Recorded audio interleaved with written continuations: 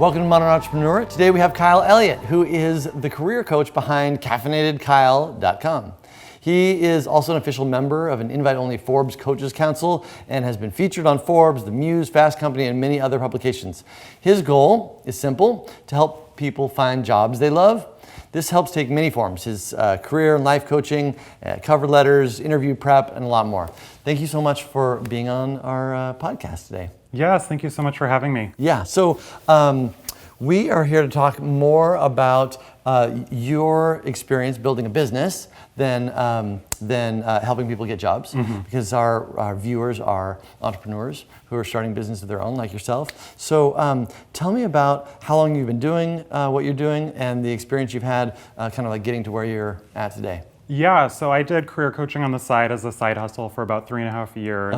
And then a year ago in June, I quit my full-time job in San Francisco, including free rent, a meal plan to do career coaching full-time. Wow. And in the last 9 months, it's blown up. So it went from me just doing it myself to now having 3 staff. So it's really blown up pretty quickly, especially for just career coaching, which is a one-on-one business. Yeah, awesome. Congratulations. So what was the thing that shifted or what level did you see that allowed you to take the leap from side hustle to full-time? Yeah, I was just getting more clients than I could handle. A lot of my business was from referrals, so I spent $0 marketing when I went from side hustle to doing a full-time business. And then all of a sudden I was just getting all these referrals where I was doing 20, 30 hours a week of coaching while also doing full-time. And I was like, okay, I have to either choose my full-time job or do full-time business. And I decided to do full-time business.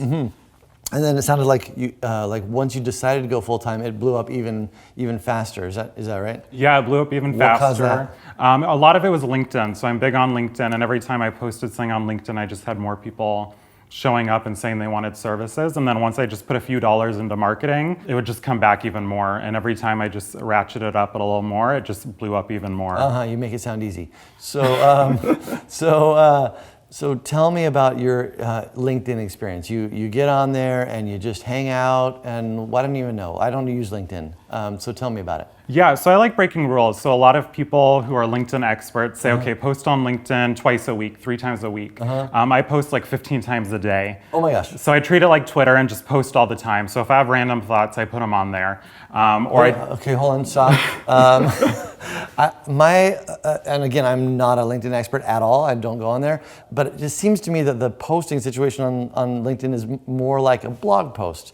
Is that the thing you're talking about, or is there another part of it that I'm not aware of? So there's blog posting on LinkedIn. You can write an article, and then there's also status updates. Oh, status updates. So that's what you're doing. So I'm doing that 15 times a day sometimes. Oh my goodness. Okay. And people are like, oh, you can't post all the time. But I do it, and people seek me out. So they log into LinkedIn and look for my posts. And people are reaching out saying, I've never done that before. I don't go on LinkedIn and look for one person, but they're doing that and looking for me, and they're continually doing that. I've been getting thousands of followers every week just by posting that quality content, because people aren't used to that on LinkedIn. They're not used to getting free quality content. They're used to paying for that through a course. Yeah.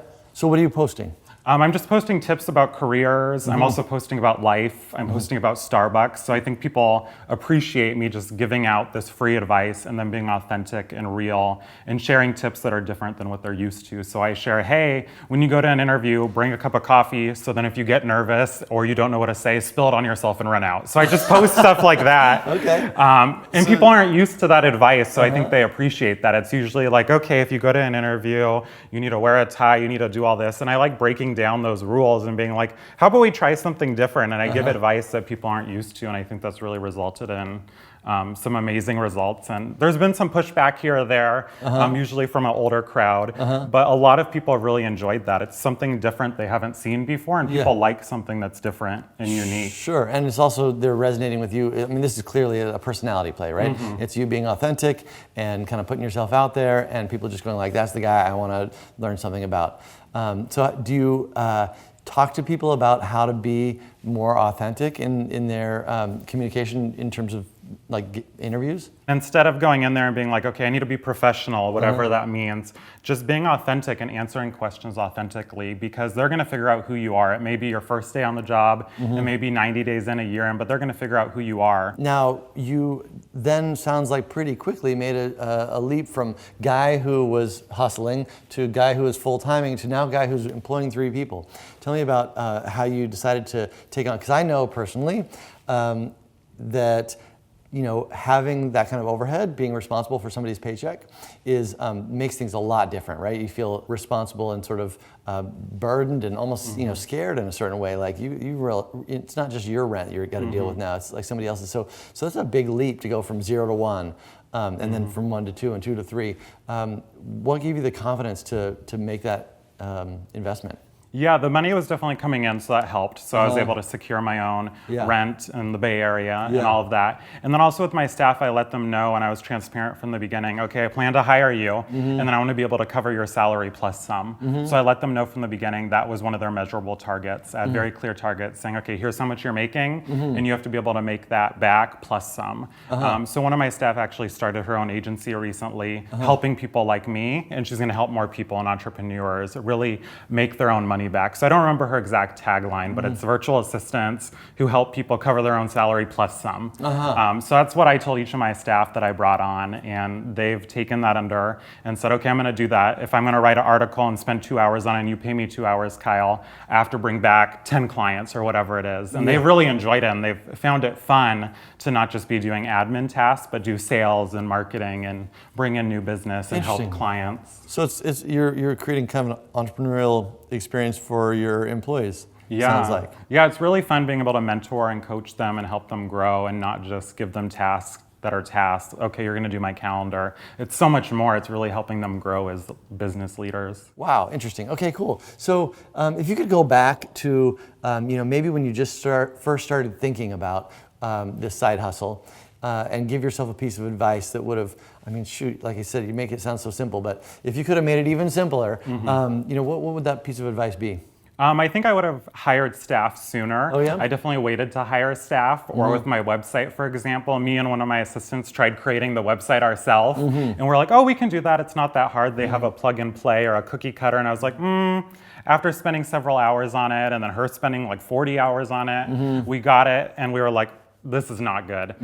So we wasted all that money, and then we had to hire a professional after all. So I think really realizing what I'm good at sooner, and then everything else hiring other people for her. Yeah, cool. So what is it that you are good at? I'm really good at branding and helping other people brand themselves. I'm really good at coaching people and helping them with that. I'm really good at leading people. And then everything else I'm not really good at. My dad said I have very few talents, but the things I'm... Thanks, Dad. Thanks. But the things I'm good at, I'm really, really, really good at. So it's either I'm an A+ or I'm like a D. And I'm okay with that. I focus on the A+, and then I hire other people for everything else. And it's worked. Because then I find other people who are A+. So one of my assistants was an A+ at Facebook, so I let her do that. Yeah, awesome. So now you talked about deciding it was time to actually invest in advertising too. So you put some dollars into LinkedIn ads? I tried LinkedIn ads and they actually didn't work. So Facebook ads worked for me. That was the main place where I really saw a return on the investment. Some email marketing where I saw it. I tried magazine ads, nothing. So I like trying a ton of different things, and then if it works, I keep going with it. If it doesn't work, oh well.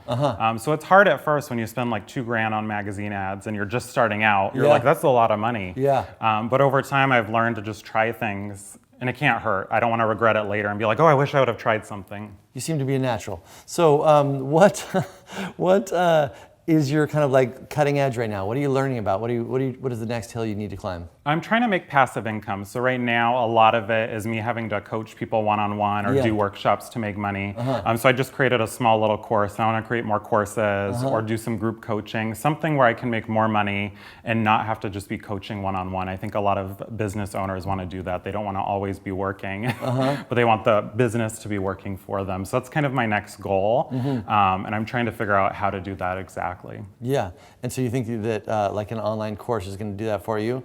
and that you'll be able to like drive people to some kind of recurring income source that way. Exactly. I think annual recurring revenue or monthly recurring revenue is kind of where it's at. But my background's not in business, so that's something I'm trying to learn. And I'm like, okay, maybe I need to hire a business coach for myself to help me with that. So, man, you're a young guy. Obviously, you have like a whole career ahead of you. But and so normally I ask like, what is your legacy going to be? But maybe it's a little early for that. What is it all about? Like, what motivates you to apart from paying the rent, what motivates you to continue moving forward the way you have? Yeah, I love helping people, and I think when I help people with a resume, for example, it's so much more than a resume. When someone says, hey, I got a job and I'm able to afford my kids' college, or I'm not going to lose my house because I was unemployed. Or someone recently reached out to me because they had like 2 months left to live here, or they had to leave because of their visa. And they said, I'm investing $400 in a resume, and if I don't get a job in the next 2 months, I have to move back to my home country. So I'm their last chance sometimes, and I think that's really exciting when they're able to work with me and get a job and stay in the US because they worked with me and I was able to help them on that journey. So I think that impact, that me working with them for an hour or 2 hours results in them changing their life. It really impacts their life. So I think that's what's exciting. That's amazing. So what do you feel like it means to be an entrepreneur today? What does it mean to be a modern entrepreneur?